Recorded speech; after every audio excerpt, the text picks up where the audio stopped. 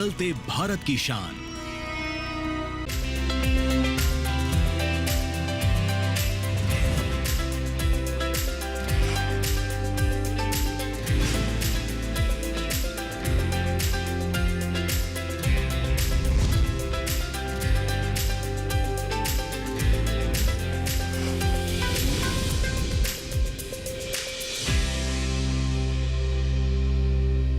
नमस्कार, स्वागत है आपका सफल किसान में। मैं हूं अंजू सिंह। आज के सफल किसान में हम आपकी मुलाकात करवाएंगे राजस्थान के सीकर जिले से संबंध रखने वाले महेश कुमार शर्मा से। जी हाँ, सफल किसान कार्यक्रम के माध्यम से हमारी कोशिश होती है कि ऐसे किसानों को मंच दिया जाए जो कि कृषि स्टार्टअप या फिर पशुपालन और इसके अलावा कृषि में नई नई तकनीक को इस्तेमाल करने के लिए जाने जाते हों। ये किसान न सिर्फ अपने लिए नई राह खोल रहे हैं बल्कि अन्य किसानों के लिए भी प्रेरणा साबित होते हैं। तो चलिए शुरुआत करते हैं आज के सफल किसान की और आपको लेकर चलते हैं सीकर जिले में, जहां पर हमारे आज के सफल किसान ऑर्गेनिक खेती के लिए जाने जाते हैं। साथ ही साथ वो पशुपालन को भी अपना रहे हैं। कैसे, आइए जानते हैं।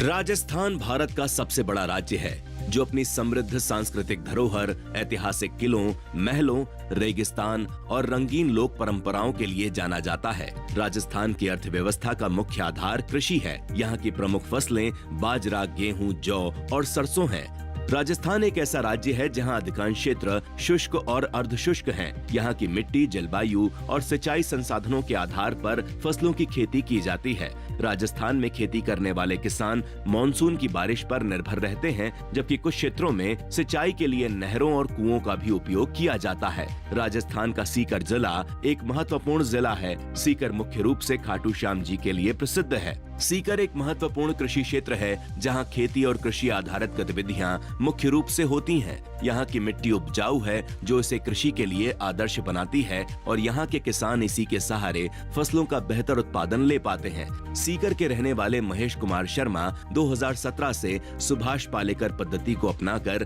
प्राकृतिक खेती कर रहे हैं। प्राकृतिक खेती करने से पहले ये साधारण खेती किया करते थे, जिससे इन्हें सही मुनाफा नहीं हो पाता था। जब से इन्होंने प्राकृतिक खेती करना शुरू किया तो इनकी आय में काफी वृद्धि हुई। मैं 5 एकड़ में 2017 से पूर्णतया प्राकृतिक खेती करता हूं और 2017 में खाटू श्याम जी में श्री सुभाष पालेकर जी से हमने प्राकृतिक खेती की ट्रेनिंग ली थी। तब से उनके मतानुसार जैविक खेती, प्राकृतिक खेती करने में हमारी गाय की एक महत्वपूर्ण भूमिका होती है। तो मैंने उस समय से ही ये गिर गाय ली थी और इनका जो दूध और दही, छाछ ये तो अमृतुल्य होता ही है। हमारी खेती के लिए भी ये बहुत उपयोगी है। तो इनकी छाछ से, दूध से हम कई प्रकार के फार्मूले बनाते हैं। छाछ को हम जैव रसायन वो जीवामृत बनाने में काम में लेते हैं और उसको तांबा का लोटा और नीम के पत्ते डालकर उसको वायरस के लिए भी हम दवाई बनाते हैं। तो ये इसका और जो इसका घी बनता है वो में 1500 रुपये केजी में मेरे सेल होता है। सीकर जब हम सब्जियां, जैविक प्राकृतिक जो सब्जियां में हम सेल लगाते हैं हफ्ते में 3 बार, वहाँ पर उन्हीं ग्राहकों को मैं घी भी मेरा सेल करता हूँ। 1500 रुपये केजी में घी वो मेरा बिक जाता है।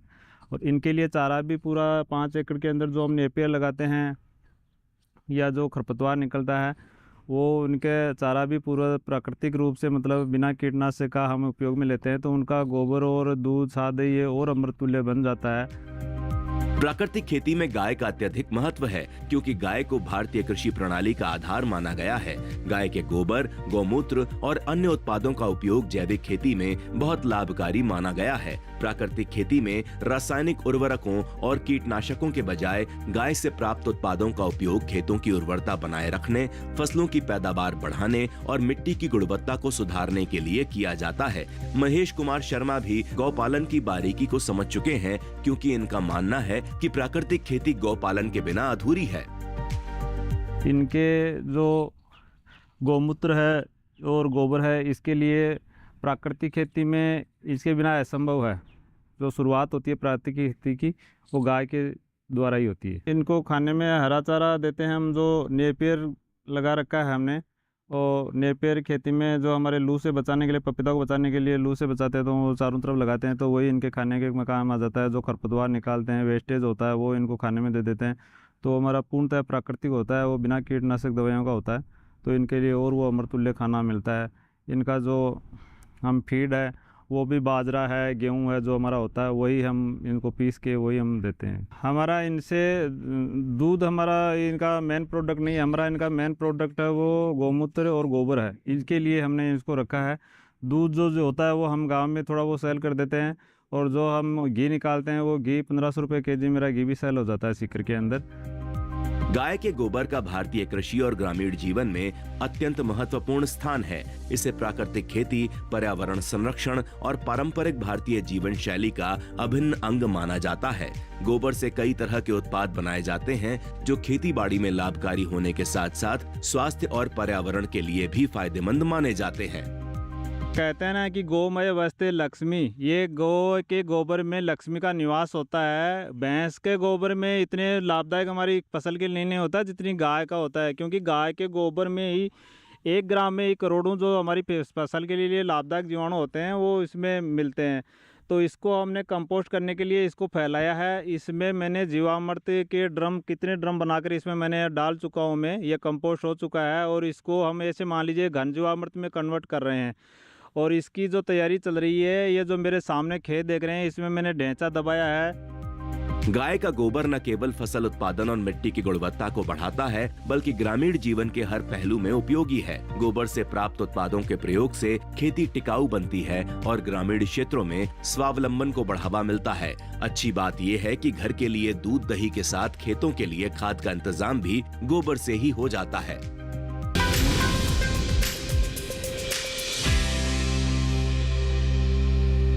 इसी के साथ ही सफल किसान में यहाँ वक्त एक छोटे से ब्रेक का, लेकिन ब्रेक के बाद जब वापस आएंगे तो हम आपको बताएंगे ऑर्गेनिक बागवानी के बारे में।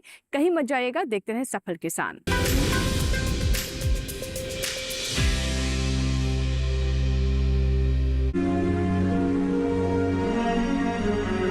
कैंसर दुनिया की सबसे खतरनाक बीमारियों में से एक। भारत में बढ़ रहे हैं कैंसर के मरीज। क्या है ये बीमारी और क्या है इलाज?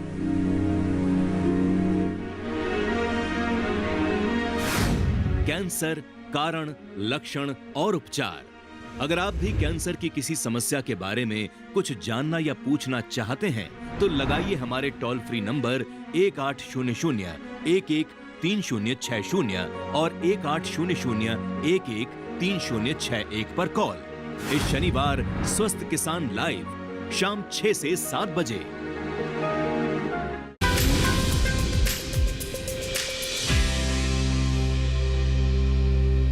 ब्रेक के बाद एक बार फिर आपका स्वागत है। आप देख रहे हैं सफल किसान। आज के सफल किसान में हम आपकी मुलाकात करवा रहे हैं राजस्थान के सीकर जिले से संबंध रखने वाले हमारे आज के सफल किसान महेश कुमार शर्मा से, जो कि मुख्य रूप से ऑर्गेनिक खेती को अपनाते हैं। इसके साथ ही साथ बागवानी भी वो जैविक तरीके से ही करते हैं। आखिर कैसे उन्हें इसकी प्रेरणा मिली और कैसे बागवानी को भी वो जैविक तरीके से कर रहे हैं, इसके क्या क्या लाभ हैं, आइए जानते हैं।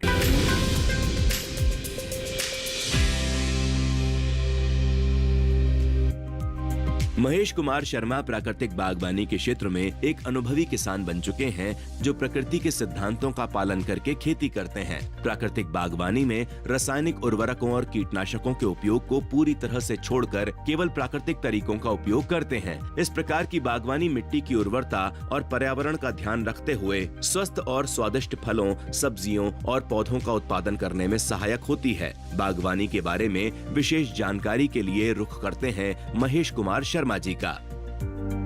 आप जो देख रहे हैं ये पपीता का बगीचा, ये बेटा हूँ मैं रेड ताइवान रेड लेडी जो 786 होता है वैरायटी, वो उसके प्लांट लगाए हुए हैं मैंने। और दूसरा है उस साइड में वीएनआर अमीना, जो हमारी भारत की जो वैरायटी है, उसका 500 पेड़ उधर लगे हुए हैं। इसकी नर्सरी तैयार की थी मैंने पिछली बार अगस्त में, 15 अगस्त के लगभग तैयार की थी, और 15 अक्टूबर मतलब 2 महीने में मैंने खुद ही बीज मंगाकर नर्सरी तैयार करके इसको प्लांटेशन किया। और इसकी दूरी जो है वो लाइन से लाइन की दूरी है वो 8 फीट, और पौधे से पौधे की दूरी है वो 6 फीट है।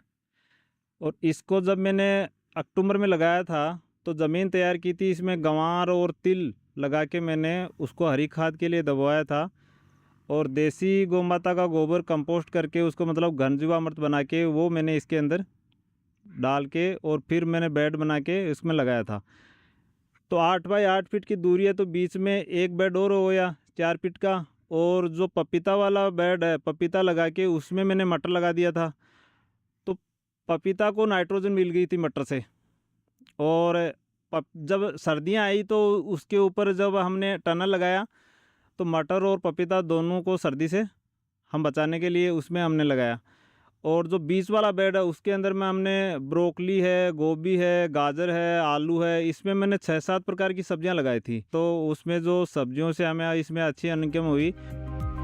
महेश कुमार शर्मा की खास बात है कि बागवानी के अलावा पौधे की नर्सरी भी तैयार करते हैं, जिससे इन्हें काफी फायदा होता है। बागवानी में फसल चक्र का अत्यधिक महत्व है, क्योंकि ये मिट्टी की उर्वरता बनाए रखने, कीट और रोग प्रबंधन तथा पर्यावरण संरक्षण में सहायक है। फसल चक्र का मतलब होता है एक ही जमीन पर अलग अलग मौसम में विभिन्न फसलों को उगाना, ताकि मिट्टी से पोषक तत्वों की अधिक खपत ना हो और उसे पुनर्जीवित होने का समय मिले। इन्हीं सब बातों को ध्यान में रखते हुए सफल किसान महेश कुमार शर्मा भी फसल चक्र का प्रयोग करते हैं। ये जो पौधा देख रहे हैं मेरे हाथ में, ये है ड्रैगन फ्रूट का। और ये जो मेरे प्लांट्स हैं, इनसे मैंने तैयार करके 50 पौधे में अब तक सेल कर चुका हूँ और 100 पौधों का मेरे पास ऑर्डर आया हुआ है। इसका जो अभी मैं जो इसका तैयार करूँगा। और ये जो आप ये ऊपर है, ये है सहजन। और इस सहजन को लगाना बहुत ज़रूरी है, क्योंकि जब 45 डिग्री 50 डिग्री तापमान होता है, धूप होती है, तो इसको छांव देने का काम करता है। और सहजन की जो जड़ें होती हैं वो इसको नाइट्रोजन देने का काम करती है नीचे। और जब छांव की ज़रूरत नहीं होती है तो इसकी टहनी को काट के हम आच्छादन कर देते हैं। तो आच्छादन करने से इसको कैल्शियम मिलता है, उसको खाद मिलता है, हरी खाद मिलती है। और इसके हम फलियां हैं वो भी हम बेच के अर्न कर सकते हैं। और इसके बीच में जो 13 फुट की दूरी है, इसके बीच में हम गोभी है, मटर है, टमाटर है, सारी सब्जियां लेते हैं। स्ट्रॉबेरी भी मैं लगाता हूं, मैं इसमें स्ट्रॉबेरी भी होती है। और बहुत सी जो सब्जियां हम ले सकते हैं, जब तक इसका घेराव ड्रैगन फ्रूट का दूर तक ना आ जाए तब तक 4-5 साल तक हम इसमें सब्जियां ले सकते हैं।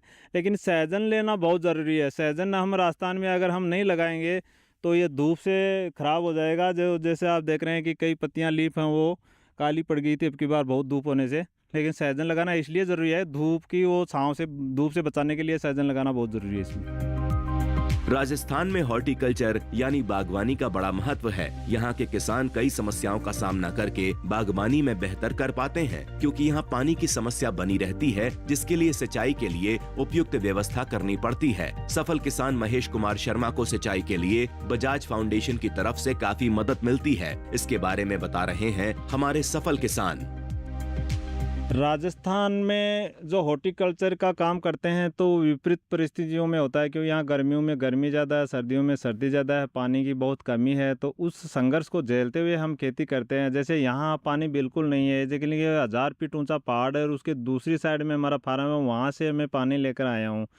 करीब मेरे खर्चा हुआ उसमें 7 लाख रुपए और 6 नोजल चलती है। तो हम फार्म पौंड बनाते हैं और इसमें हमारी बजाज ट्रस्ट ने भी सहायता की है कि एक पानी का टांका जो हमने बनवा के दिया है। और इन पौधों के ऊपर भी हमें 12,000 रुपये की मतलब सब्सिडी बजाज ट्रस्ट ने हमें इसमें दी है। शुरुआत में हमारे संस्था का फोकस धर्मशाला, मंदिरों और गौशाला में काम आगे बढ़ाने का फोकस था। मेरे दादाजी कमल नयन जी ने ये काम अपने पिताजी और दादाजी जमनालाल जी और कानीराम जी के नाम पे ये संस्था की स्थापना की।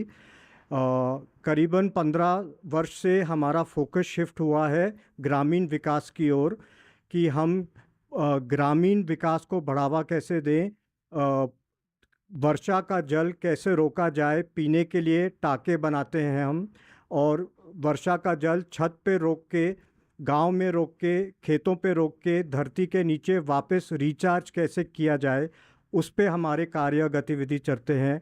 सरकार के सारे योजनाओं में हम सपोर्ट करते हैं और बढ़ावा देते हैं।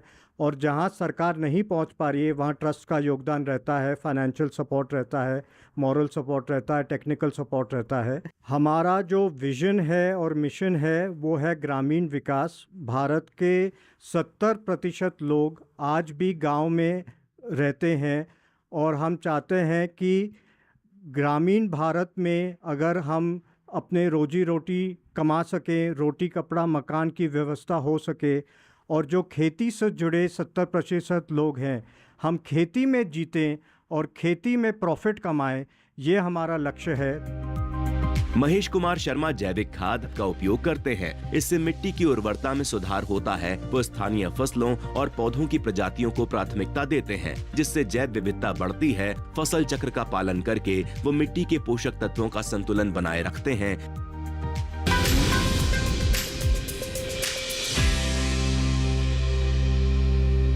इसी के साथ ही सफल किसान में यहाँ वक्त एक छोटे से ब्रेक का, लेकिन ब्रेक के बाद जब वापस आएंगे तो हम आपको बताएंगे कि कैसे महेश शर्मा जैसे ही किसानों को केवीके और नाबार्ड का सहयोग मिल रहा है और इससे उनकी राह और आसान हो रही है। कहीं मत जाइएगा, देखते रहें सफल किसान।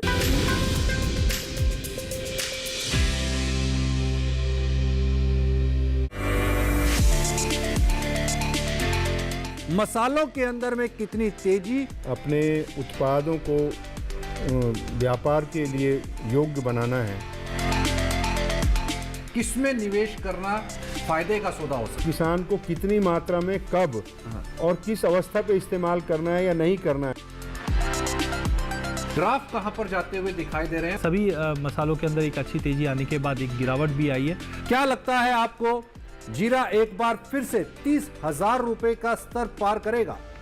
सभी सवालों के जवाब के लिए देखिए अपना कमोडिटी एक्सपर्ट, हमारे खास मेहमान डॉक्टर BS तोमर और अजय केडिया के साथ इस शुक्रवार रात 9 बजे सिर्फ दूरदर्शन किसान पर।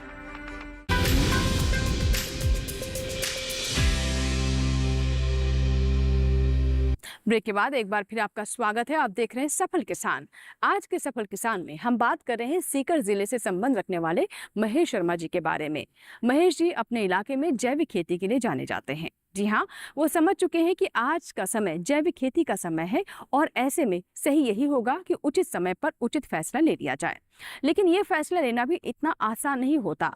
ऐसे में आपको उचित मार्गदर्शन की भी आवश्यकता होती है और यही काम कर रहे हैं केवीके के वैज्ञानिक और साथ ही नाबार्ड के अधिकारी।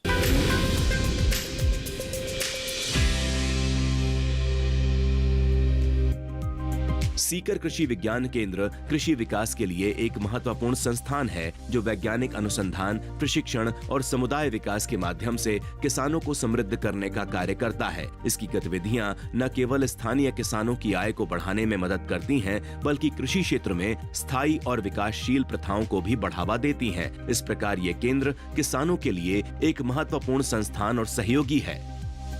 जब भी जो भी हमारे ज़िले के जो किसान हैं उनको कहीं भी कोई समस्या आती है तो कृषि विज्ञान केंद्र हमेशा किसान भाइयों की सेवा के लिए तत्पर रहता है और समय समय पर इनको प्रशिक्षण भी आयोजित करवाए जाते हैं।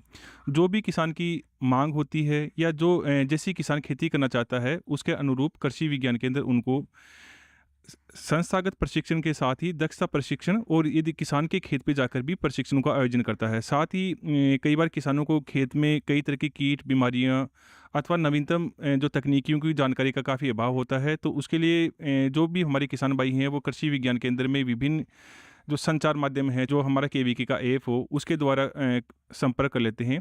साथ ही किसान के कोई खेत पे समस्या आती है तो कृषि विज्ञान केंद्र के जो वैज्ञानिक हैं वो भी किसान की खेत पे आके उनकी समस्याओं का समाधान करने का भरपूर प्रयास करते हैं और कोशिश करते हैं कि किसान की आमदनी में इजाफा हो, किसान को अच्छी गुणवत्ता युक्त जो उसकी सामग्री है वो तैयार हो, जिससे किसान को बाज़ार में अच्छी मुनाफा मिल सके। कृषि विज्ञान केंद्र के अलावा नाबार्ड भी किसानों के हित में काम करने के लिए अग्रसर रहता है। नाबार्ड का महत्व कृषि और ग्रामीण विकास में अत्यधिक है। ये न केवल किसानों और ग्रामीण समुदायों के लिए वित्तीय सहायता प्रदान करता है, बल्कि विकासशील परियोजनाओं, सामाजिक समावेशन और पर्यावरणीय स्थिरता को भी बढ़ावा देता है। इस प्रकार नाबार्ड भारत के ग्रामीण क्षेत्रों के विकास और कृषि के संवर्धन में एक महत्वपूर्ण भूमिका निभाता है। जैसा कि आप सभी को पता है कि नाबार्ड का मैंडेट क्या है।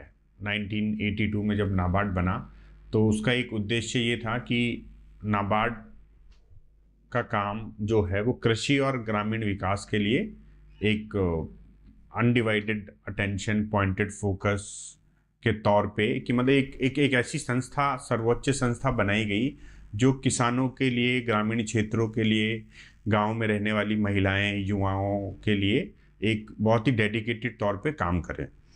और आप देखेंगे कि लाइक नाबार्ड सिर्फ ऐसा नहीं है कि सिर्फ क्रेडिट बेस्ड ही काम करता है, फाइनेंशियल एंड नॉन फाइनेंशियल दोनों तरह की इंटरवेंशंस होती है नाबार्ड की फील्ड लेवल पे।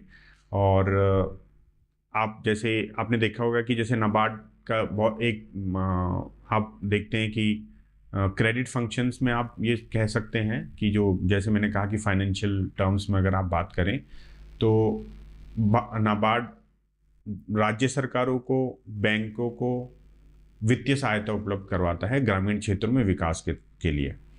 तो ग्रामीण क्षेत्रों में अगर जैसे राज्य सरकारों की बात करें या चाहे आप देख लीजिए केंद्र सरकार की बात करें, तो जैसे स्वच्छ भारत मिशन है, प्रधानमंत्री आवास ग्रामीण योजना है, लॉन्ग टर्म इरिगेशन फंड है अभी जो रिसेंटली, जिससे कि बहुत काफ़ी बड़े एरिया में इरिगेशन फैसिलिटीज़ क्रिएट हुई हैं। तो इस तरह की एक्टिविटीज़ के लिए भी भारत सरकार को नाबार्ड ने वित्तीय सहायता उपलब्ध करवाई है। राजस्थान जैसे राज्य सरकारों की बात करें तो जैसे ग्रामीण क्षेत्रों में विकास जो एक बेसिक इंफ्रास्ट्रक्चर डेवलपमेंट के लिए जो काम करता है, उसमें राज्य सरकारों को वित्तीय सहायता उपलब्ध करवाती है। महेश कुमार शर्मा जैसे किसान प्राकृतिक बागवानी और खेती के माध्यम से न केवल अपनी फसल की उत्पादकता बढ़ा रहे हैं, बल्कि पर्यावरण और स्थानीय समुदायों की भलाई में भी योगदान दे रहे हैं। उनके अनुभव और ज्ञान अन्य किसानों को प्रेरित करते हैं कि वे भी प्राकृतिक और स्थायी खेती के सिद्धांतों को अपनाएं और एक स्वस्थ वातावरण का निर्माण करें।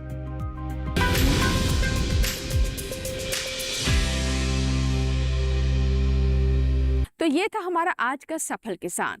आप भी जैविक खेती को अपना सकते हैं, साथ ही साथ बागवानी में भी जैविक खेती को अपनाएं और ज्यादा से ज्यादा लाभ कमाएं। इसके अलावा हमारे किसान पशुपालन के बारे में भी गंभीरता से सोचें, क्योंकि इससे और अधिक आय वो सुनिश्चित कर सकते हैं।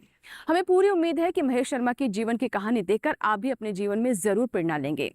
इसी के साथ ही यहाँ लेंगे आपसे इजाजत, लेकिन अगर आपके कोई सुझाव है, आप कोई जानकारी हम तक पहुँचाना चाहते हैं या किसी विषय के बारे में जानना चाहते हैं, तो आप हमें ईमेल कर सकते हैं, पत्र भी लिख सकते हैं। हमारा ईमेल आईडी है safalkisan@gmail.com। हमारा पता है सफल किसान, कमरा नंबर 77, CPC, दूरदर्शन, खेलगांव, नई दिल्ली 110049। आपके ईमेल्स और आपके पत्रों का हम इंतजार रहेगा। आपके सुझाव हमें सफल किसान को और बेहतर करने में मदद करते हैं। अगर आप चाहते हैं किसी किसान की कहानी हम सफल किसान में लेकर आए, तो इसकी जानकारी भी आप हमें ईमेल कर या पत्र लेकर अवश्य दें। फिलहाल यहाँ लेंगे आपसे इजाजत। सफलता की कुछ और ऐसी ही गाथाओं के साथ फिर होगी आपसे मुलाकात। तब तक आप बने रहें दूरदर्शन किसान के साथ। नमस्कार।